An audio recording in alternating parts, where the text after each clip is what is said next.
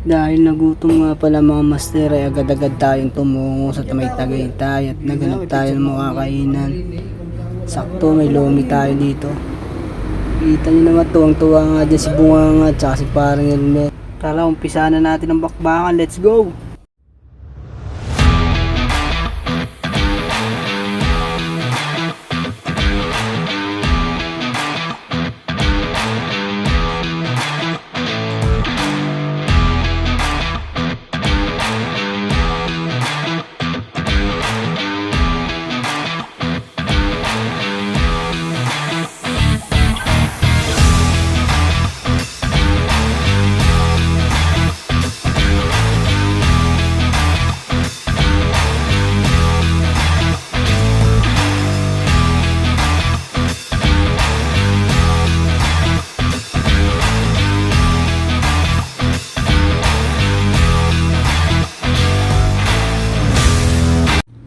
At ayun nga, natapos na kami dito. Ay talagang busog na busog. Sa presyong 95 ay talagang sulit na sulit ka sa dami ng lahok.